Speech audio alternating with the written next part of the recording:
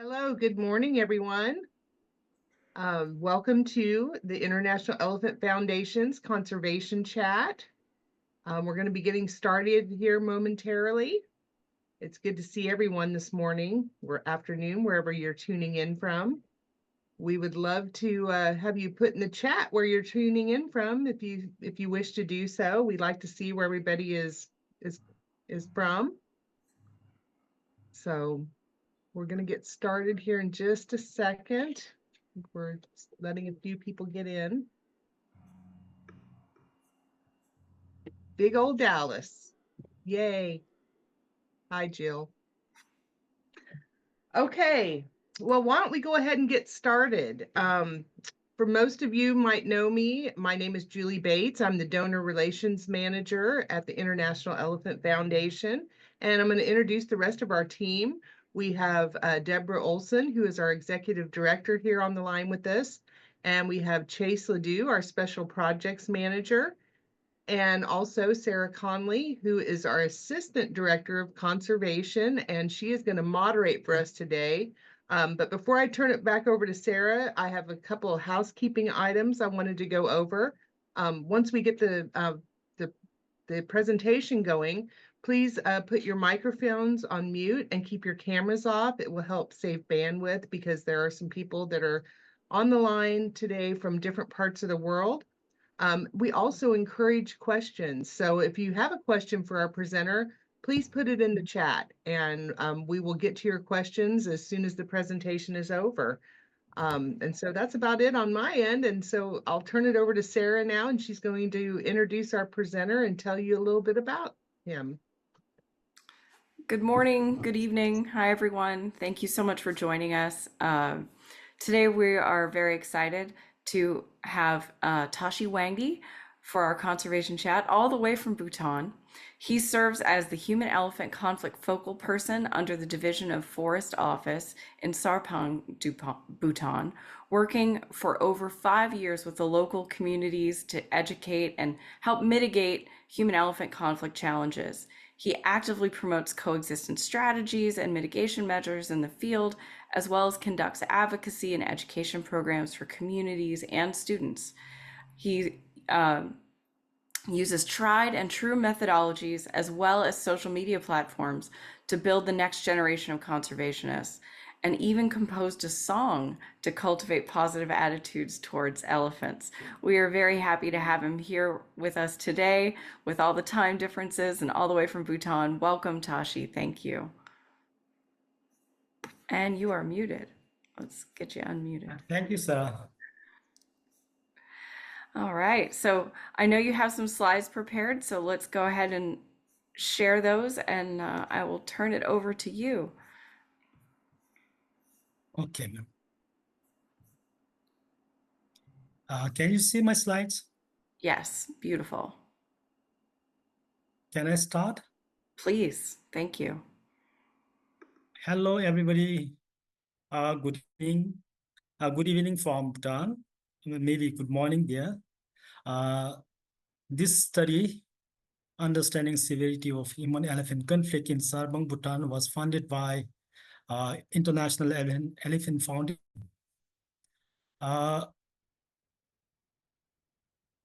Most of the people around the world do not know where the Bhutan is located. Therefore, I would like to briefly introduce about the location of Bhutan. Bhutan borders in the north with China and east, south, and west with India. And the study area is in the southern part of Bhutan. It's called Sarpang. Sarpang was in the past known as Hatisar, and it was Hati means elephant, Sar means the place, and the place was inhabited by the elephants. Currently, there are approximately 137 elephants, Asian elephants. According to Department of Forests and Park Services 2023, Asian elephant was found to be the most conflicting species in Bhutan. the study, which was conducted, funded by the International Elephant Foundation, the objective was to determine the severity of HEC, identify HEC distribution map, and to map HEC hotspots area in Sabang. And second objective is to educate the stakeholders, local people, to enhance the tolerance and positive attitude towards elephants. During this survey, we have used Yamini formula to derive the sample number. Among the 10 geox of blocks that is under the Sarpang district, we have chosen 8 blocks which are affected by the elephants, human-elephant conflicts. And in total, we have conducted 170 questionnaire surveys. And the main crops that are grown in Sarbang are paddy, maize, areca nut, banana, and millet. And after the questionnaire survey, when we analyzed the data, we have found out that 94% of the respondents, I'm telling this geok was having experiencing human-elephant conflict often. Often it used to experience. And least was experienced in Chuzigang. 7% of the responded that it experienced often HEC. And this Gefu block is second highest. Third is the Tickling Geok. And this data is very important for us to plan for mitigation planning and management. Second is with regards to crops and property lost due to elephant encounter. And we have some telling yoke, again, the 81% of the respondents saying that they have lost property and crops to elephants. And this block is having the least problem with the elephant. In general, most of this block, and this block, all are having HEC problem more. This lady in Bhutan, we being a Bhutanese, when we grew old, we retired to some isolated places to chant. And in case of this lady, she is wearing a rosary around her leg, and she's carrying a stick just because she wants to survive. She has to guard her crops. So with our studies findings, we have found that the financial income of the respondents were in the study area was $35 to $11,750 annual income. I mean, the annual financial losses suffered due to human-elephant conflict was ranged from $7 to $5,600, and in average they lost about $3,060.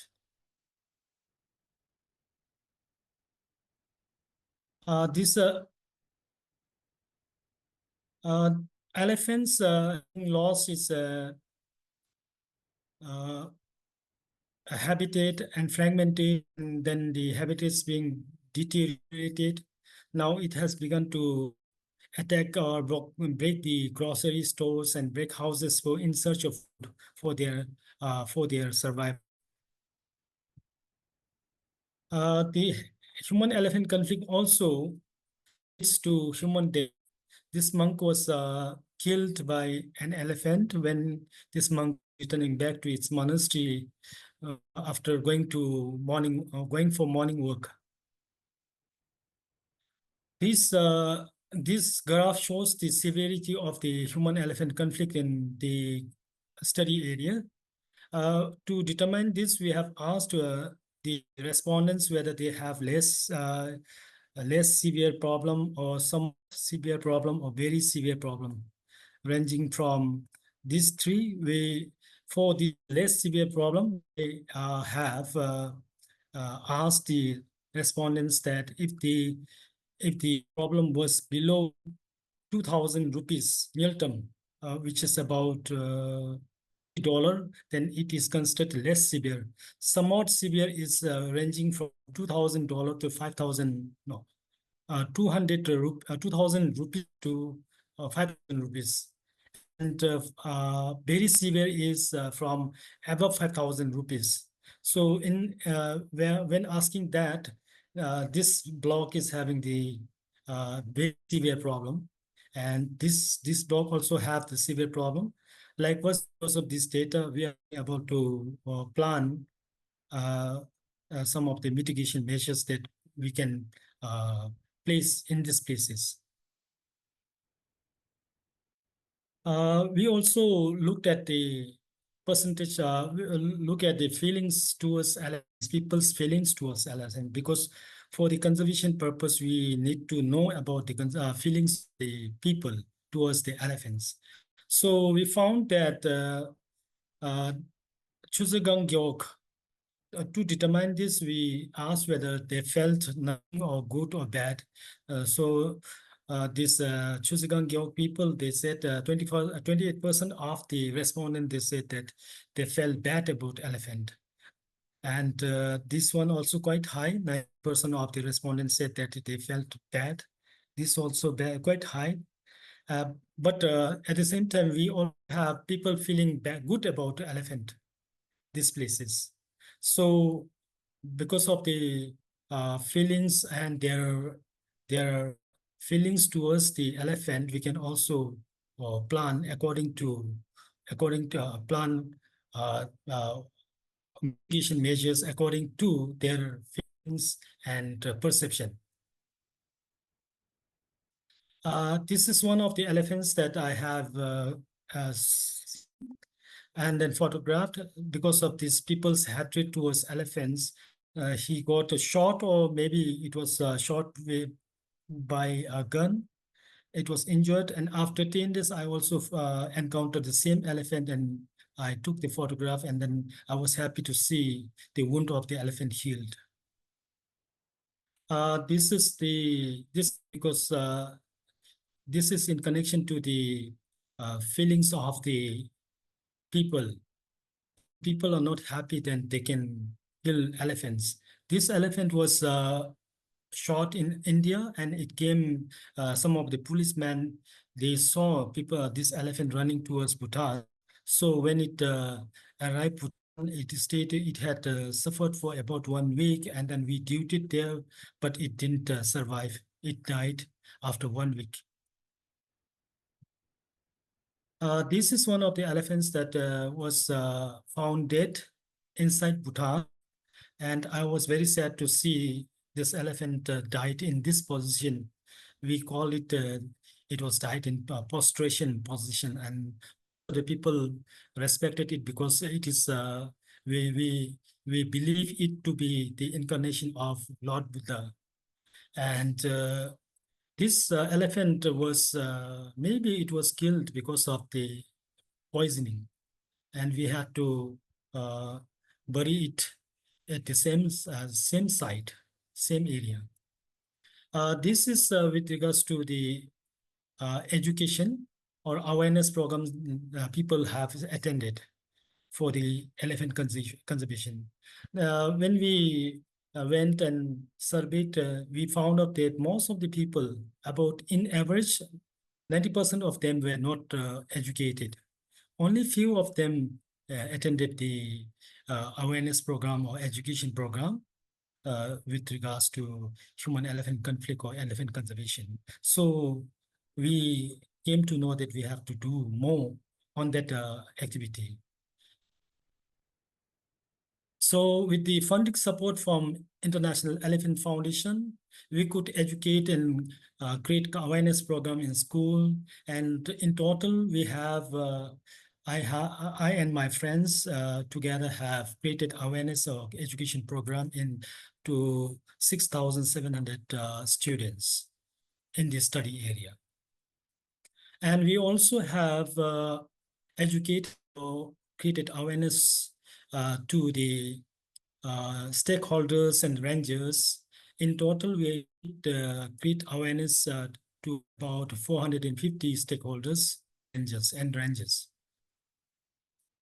After when the Bhutan Broadcasting Service knew about my presentation and awareness program being conducted in the school, they wanted to meet with me and make a story to educate people on condition of elephant and people to reduce the hatred towards elephant.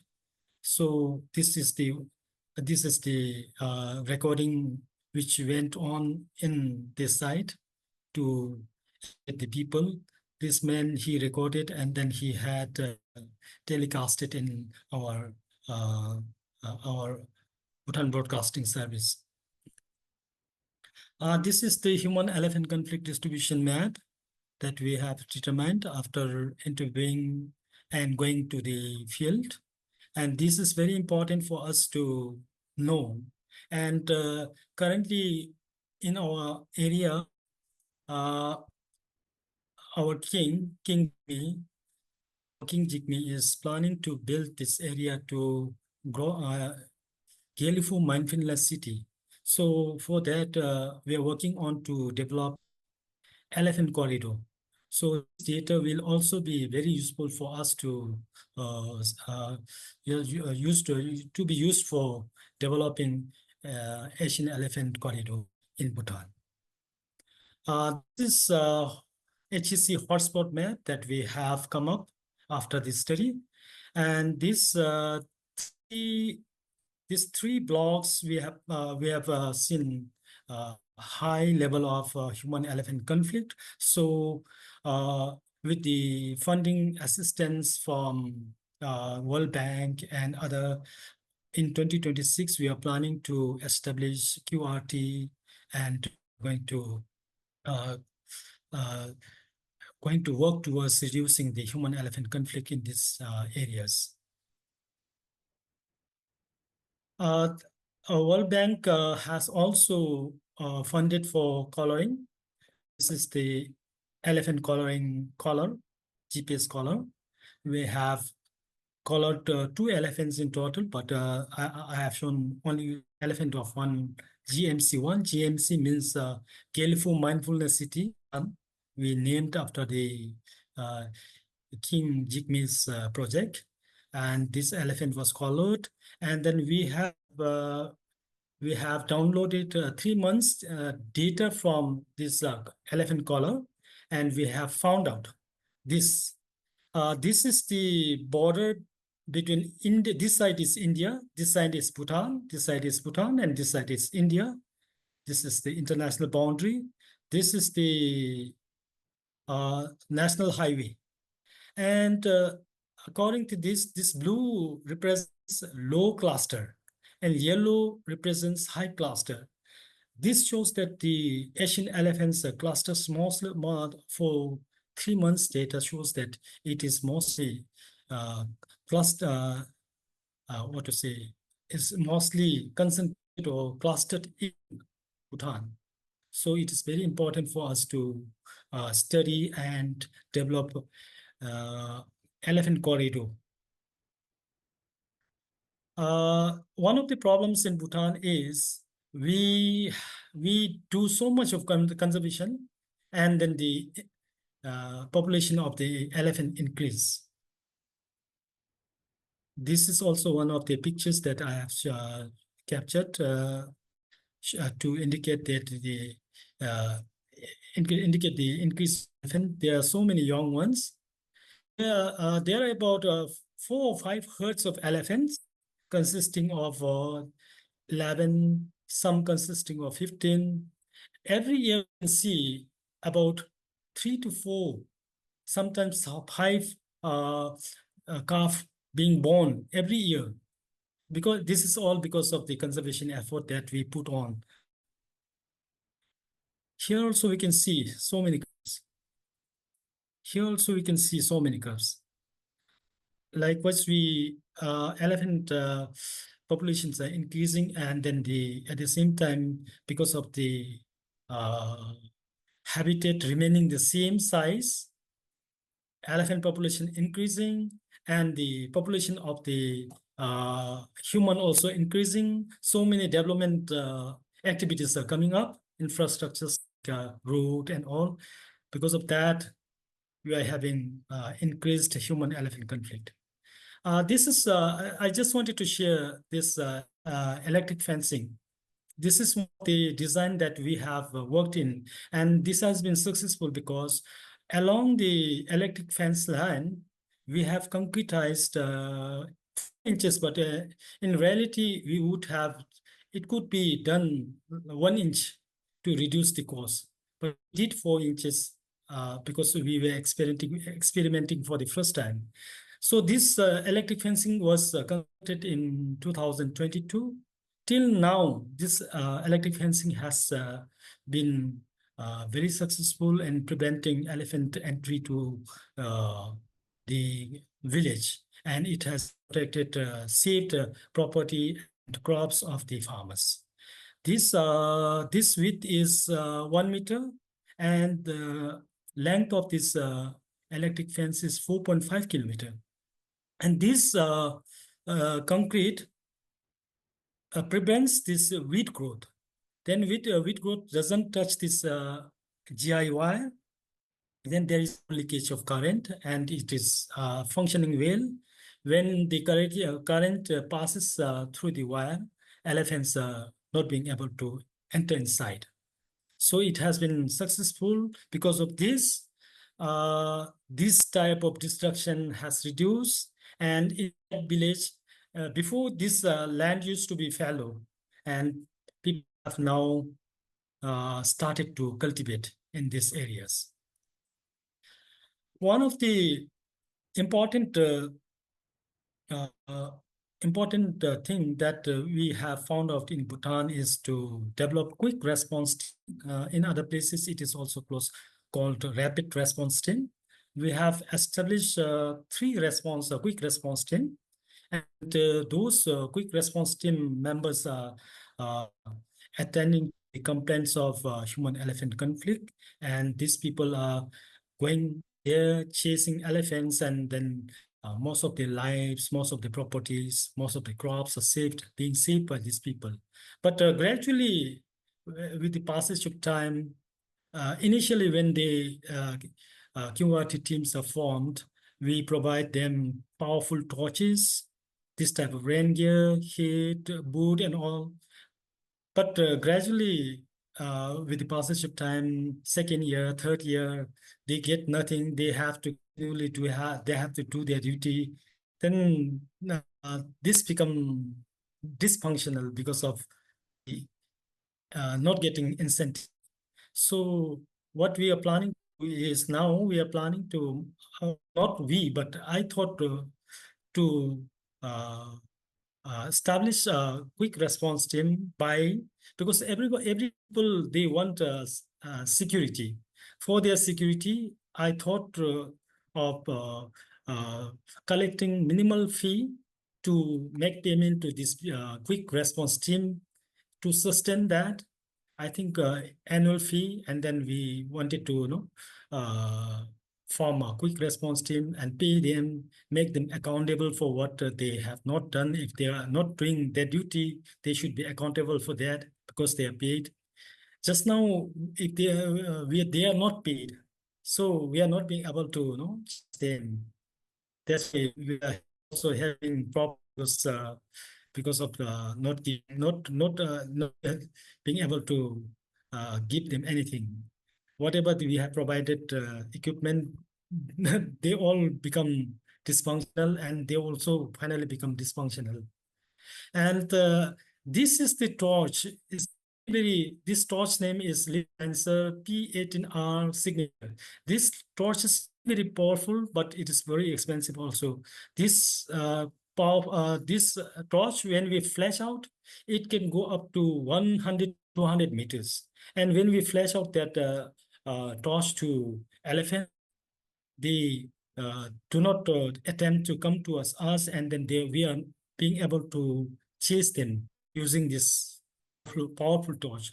Likewise, after spending this much money, also we are being able to save people's lives and property for about 1 to 2 years, because continuously using this torch, it is sometimes it is lasting about 2 years. Some torch are lasting about 2 to 3 years. Now, some of the torches are 4 years old in our office. We have also distributed some of the torches to QRT team members.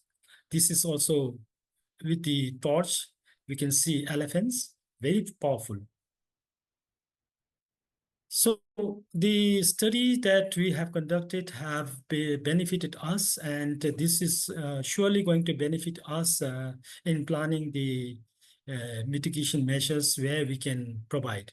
In some of the severely affected places we can provide, and some of the uh, places where the human-elephant conflicts are not there, we cannot, with the evidence of the data that we can provide, people will not be able to uh, uh, insist us asking for the mitigation measures uselessly. Otherwise, not having data, they will ask and we will have to give, because we don't have the basis of talking. Now we have data because International Elephant Foundation have funded us and carried out this study, and we have the data to uh, talk and deny them wherever there is no human-elephant conflict. We can also establish new QRT members, QRT quick response in the areas where there is no quick response team member. We are going to establish QRT. And because of the awareness program and education program that we have given to the schools and stakeholders, now they are at least, even if they are not about to grasp all the content that we presented, but they at least know that elephants are important. Elephants are not coming to their cropland, but we have made them realize that once upon a time the place was belonged to elephant, and now we have come into their land and cultivated, constructed the house. They are not straying in our area. We have stayed in their area, and it is bound to, the problem is bound to come. And you should understand that we have a great awareness like that, and then they are now at least understanding that they are the one who is the main cause of the problem. Elephants are not causing problem, but they have started the problem. Now people know that. Because of that, now we conservation stability, sustainability, because people understand that, and then they also know about the importance of elephants. So to in the conservation work of elephant, they also understand, they cooperate.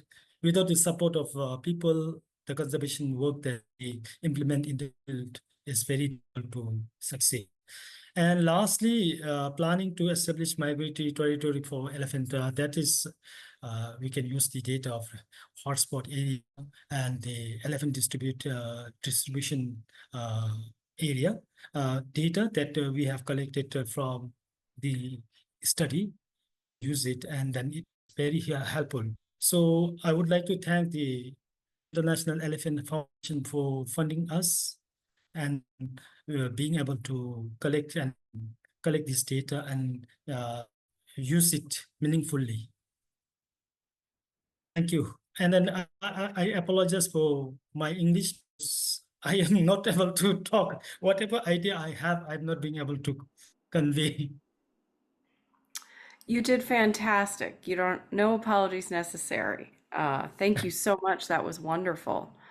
Um, I'm already getting questions in. People have lots of interest in Bhutan because, as you can imagine, I don't think a lot of people in the Western world necessarily connect with Bhutan very often. Um, so, say like 100 years ago, what do you think the elephant population in Bhutan was? Elephant population in Bhutan could have been more, I think, because just now, actually, I had slide, but my presentation was getting lengthy, so I removed just to explain that one. Our territory, our boundary joins with India, and the whatever you already know that India is very rich in the population of Asian elephant. I think in the world, it has the highest population of Asian elephants. Whatever Asian elephants that we have, all come from India only. And in our country, this the rules and regulation that we have to consider the elephant is very strict, and our our people, they do not harm the elephant. That's why most of the elephants are coming to Bhutan to give birth to the young ones. Most of the time, elephants are coming towards Bhutan to give birth to young ones. And then when the young ones are not able to walk properly, and then when are uh, when they are about 4 to 5 months only, they leave the place. They migrate to some other places. Otherwise, that's why I feel in the past the population of elephant could have been more than the current 137 elephants. Thank you. Thank you.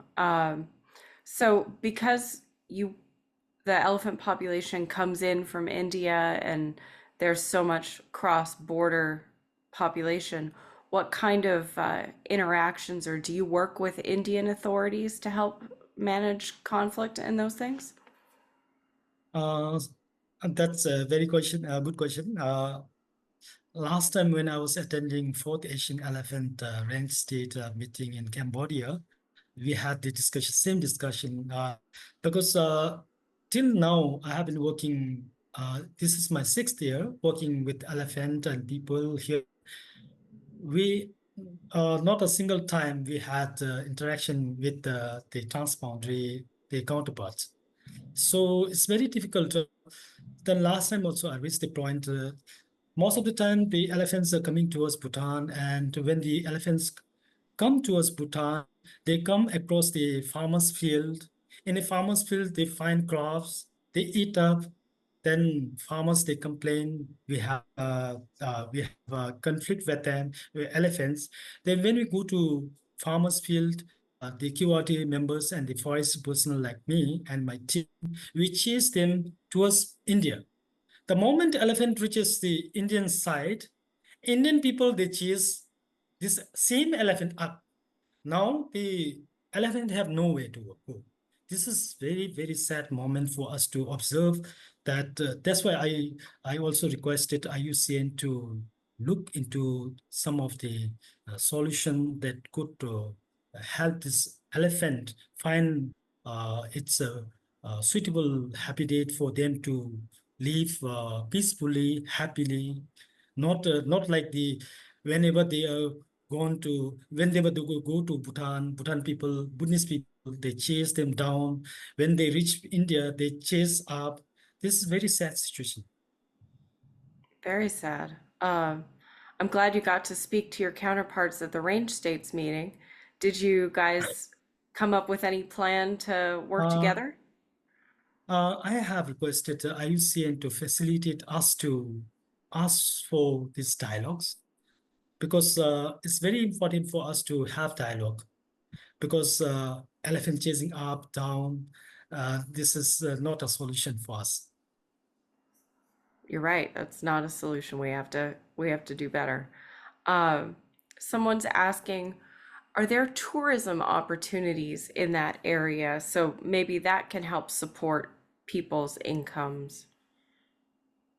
Just now, currently there isn't, but in the future, as I mentioned earlier, His Majesty King Jigme, he is planning to build Galefu Mindfulness City. So he's looking forward to protecting this uh, elephants, and he's also looking forward to establishing elephant corridor. We are also working on that, supported by the World Bank. So after for that, they are planning to keep 250 meters width along the border, so that the elephants can in that corridor. What we're going to also enrich the habitat, and then we are going to create some hot water holes so that these elephants can live there peacefully and happily. And then some of the tourists can also look at the elephants and some other wildlife. That's being planned, but currently we don't have that. Okay, understood. Uh, so have some questions about the electric fence that you showed. Uh, how do you maintain that area around the electric fence? Is it just the concrete that keeps the weeds away, or is there more maintenance that involved? Oh, sorry, ma'am. I it was wrong on my part. Uh, the one which was concretized was in one of the block only. That was done on trial basis. It was the funding was supported by the WWF, and uh, whatever in Bhutan we used to just fence and then keep it like that. Thousands of kilometers we have fence, and then it has failed again. They are doing the same, and then again. So that's why millions and millions of funds are getting wasted. So that's why I tried with that privatization. So it was successful. So next time we are looking forward to doing that. But the one which without the concrete base, those are total a failure, because most of the people might have heard that in Bhutan, because of the low income, most of the youths are moving out to Australia, Canada, Kuwait, or US for earning. So most of the people left behind at home are old ones. Those old people are not being able to contribute labor in the field. That's why most of the electric fences are failing. So I thought we are not going to repeat that one. So concretizing is better. That makes perfect sense. Um, Yes. so when you educate people to help them live safely alongside elephants and tolerate elephants, what kinds of things are you teaching them? Uh, Firstly, we are talking about the ecological value, social value, religious value about the elephant. And we also teaching them that the elephants, the land belonging to elephant in the past. That is the most important part. Most of the people in the getting okay. As for example, if I go to government asking for land to myself get set in that place, okay, I already know that there is elephant in the area. Okay, no issues. When I go to ask request for the land, okay, I get it. After getting it, I cultivate like in the field. I built a home, and elephant comes. I complain to government. That's not right, because we already know that elephants are living there. Elephant didn't come to our place. We went to their place. So that's the main essence that we are trying to make them understand. So they are also understanding. Now they are being able to understand, and then they are cooperating with us also. Excellent. So then you teach them different ways to help avoid conflict. So, for example, to protect their crops so they don't lose their food supply.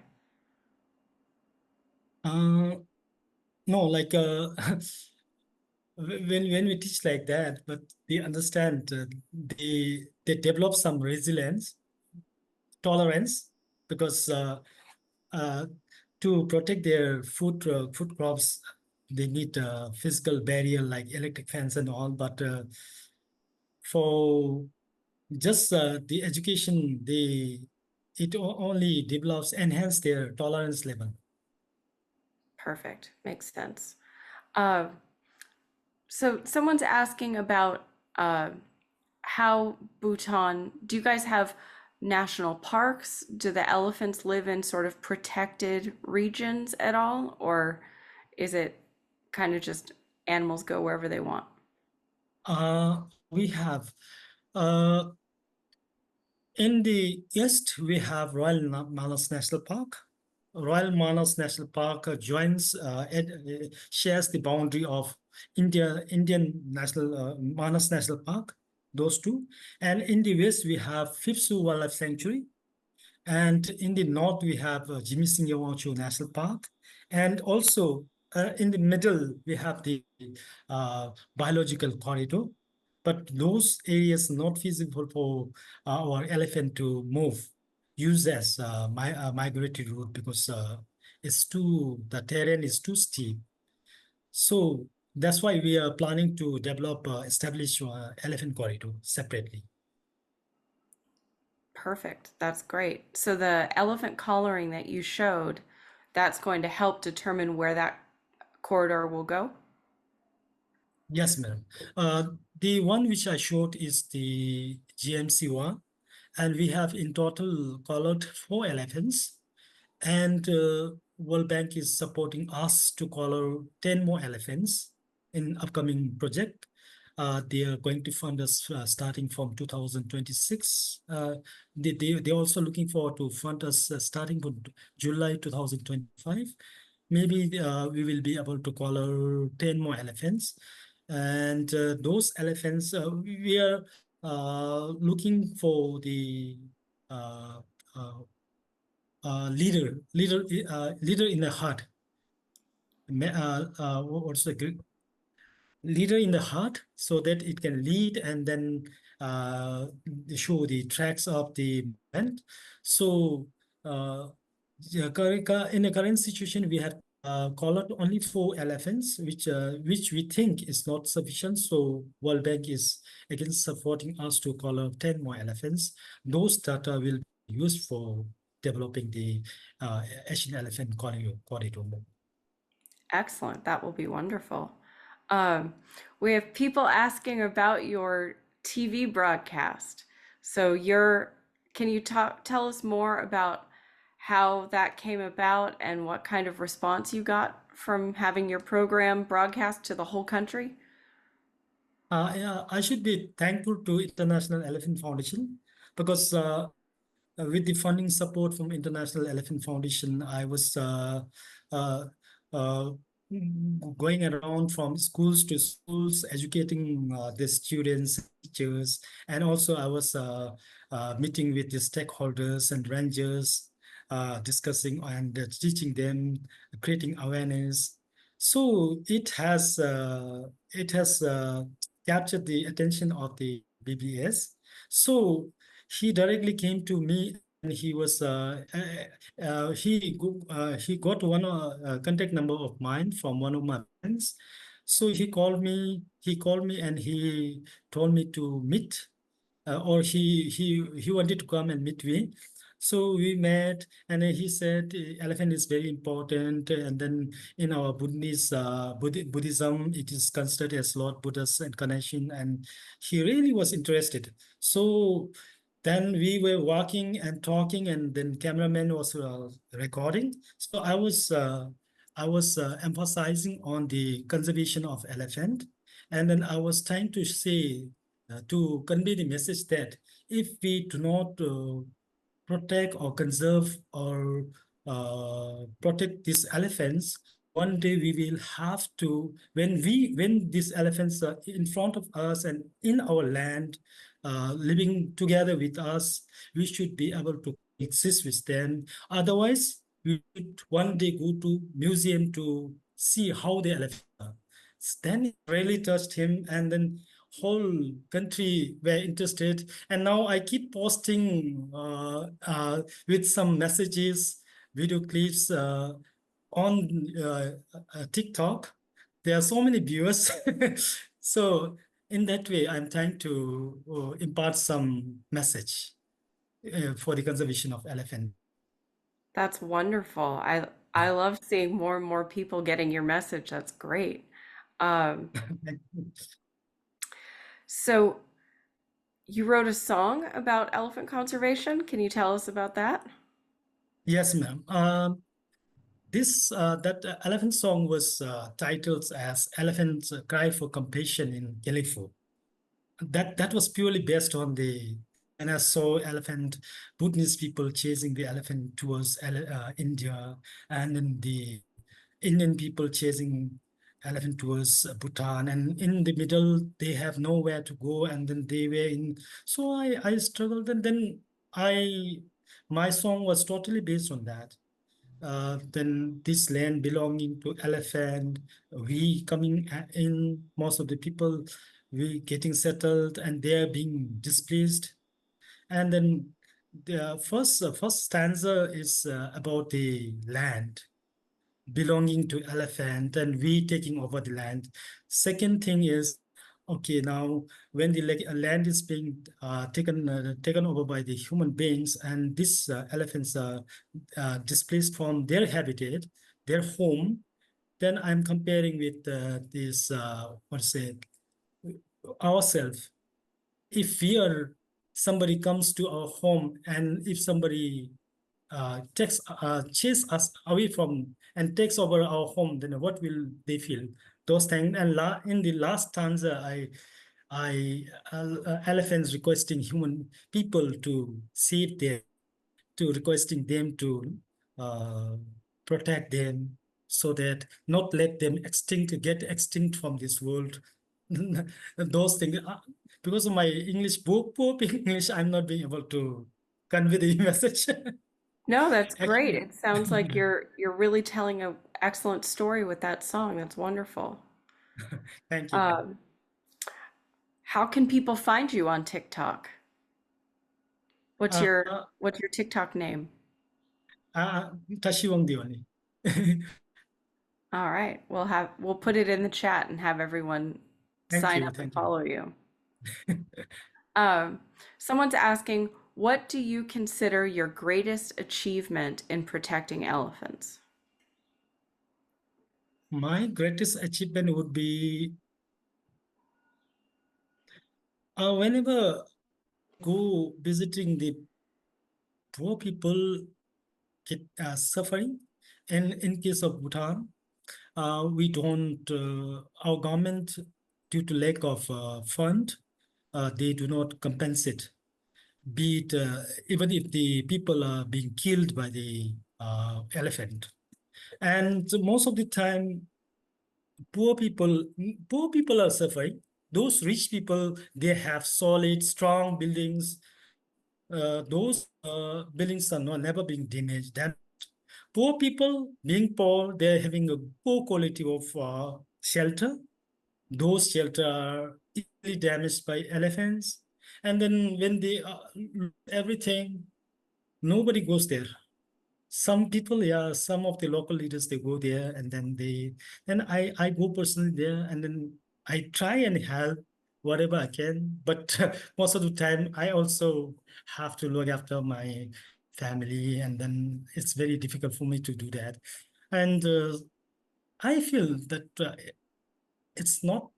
we are not being fair with people because we are conserving elephant, and then when the elephants one of the issues that one of the local leaders raised in parliament was one of the men was killed by elephant, and then uh, the victims this family was not compensated. So one of the local leaders it raised a point in parliament saying that if people kills and they are imprisoned, and then they are penalized.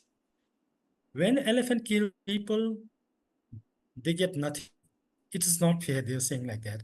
So yeah, last time when I was going for this ESIA, uh, Environmental, Social, and Impact Assessment Survey.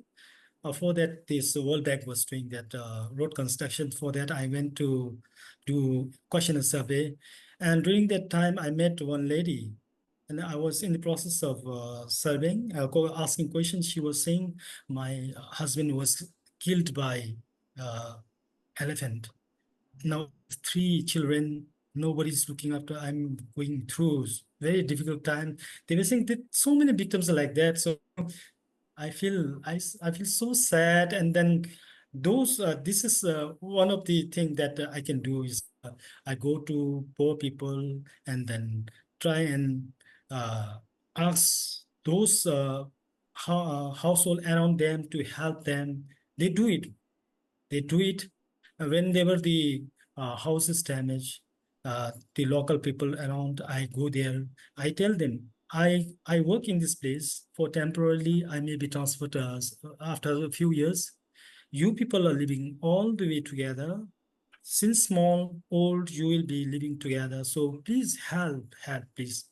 Government is having nothing to give, but you can do at your capacity. You help, because one day he will also you will there is chance that you will also face the same problem. Likewise, I do that, and then the people are getting relieved, even if their houses or crops or anything damaged. That's the only thing I can do at my capacity. It's very important. The community helping itself is really important to having long-term sustainability and protecting both elephants and people. So people are asking, obviously the elephants are coming in from India and they need to eat, but we don't want them to eat farmers' crops. Is there habitat for them to eat from? um, Actually, in this part of the place, we have so many a huge area of private lands which are not cultivated, which are left fallow. This this type of habitat, I think elephants love this type of habitat, because most of the time they are spending this in this type of habitat, and because of the because of the existence of this huge area of this type of habitat, these elephants are coming from India and they are feeding on that. And in winter, when these bushes dry up, and then at that time only they come out of those bush areas, and then they go towards India, and from there they get into thick forest. And I feel sometimes that there isn't any research, but I feel sometimes that the elephants love degraded areas, I think, because degraded areas with so many bushes, they have undergrowth in the areas. In the high forest area, there are no undergrowth, so they have nothing to eat. That's why they are coming towards the degraded low shrubs area. That's what I feel. That makes sense. And then them eating up that area produces fertilizer that helps the area grow back better. Yes, yes. It's sure. Um, we only have a couple more minutes left. So, is there anything else that we haven't covered that you'd like to say, or any anything that people here in the United States can do to help you? Uh, for me, I think it's very important for myself to, as I mentioned earlier, that the the only thing we can save our people from human elephant conflict with regards to destruction of crops, houses, buildings, or their properties. The only thing we can do is by establishing QRT. For those QRT members, we need to have that torch, and we need to, in the initial initially when we establish some of the QRT formation of Q group, we have to spend some money to give them some extension field gears, like the one which I showed. Those, if the United States can do something like that. We currently we have only three QRT quick response team in 3 blocks. 5 blocks we don't have. So for that 5 blocks, they are equally suffering. Okay, when one of the block is totally fence protected, the problem is being transferred to the near block. Those blocks are suffering.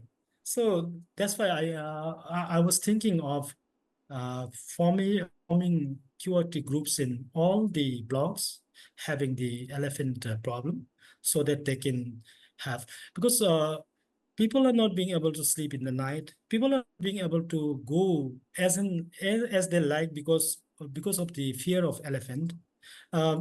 Sometimes elephants, because of guarding crops, people are getting malaria because of the mosquito bite.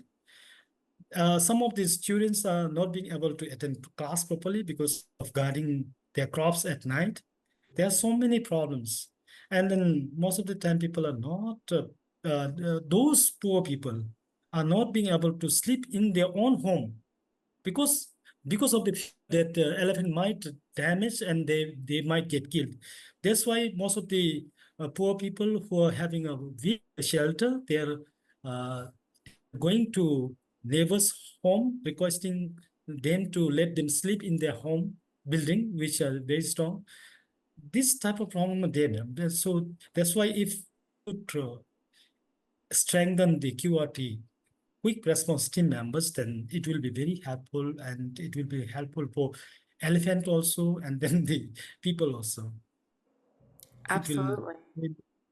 If we Thank you. want to protect elephants, we have to protect the people too. It's they go hand in hand. Yes, sure, sure.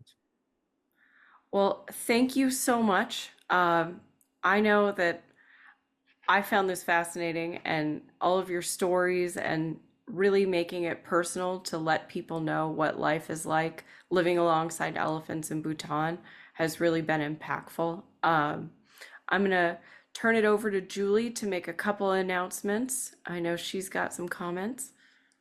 Yep, thank you. I would like to invite everybody to turn their cameras on, and let's give Tashi a big round of applause for such a wonderful presentation. It was really Thank you for great having and me. informative, and I hope everyone enjoyed it, because I certainly did. So thank you very much. And we put his TikTok information in the chat. And also, if you'd like to help support Tashi's work, you can donate through the link that's in the chat as well. So thank you, everybody, for attending. And also, I just want to give an update for next month. Our chat will take place on March 20th with Jess Carey from Kenya. And that happens at 11 a.m. Central on March 20th. And if you want to also write down on your calendar, April 8th at 11 a.m. Central, we'll have Richard Moeller from the Sabo Trust, and that's the Big Tusker Project. That's happening April 8th at 11 a.m. So those are our next 2 chats that we have scheduled. And thank you again, everyone, for attending today. We appreciate all of you.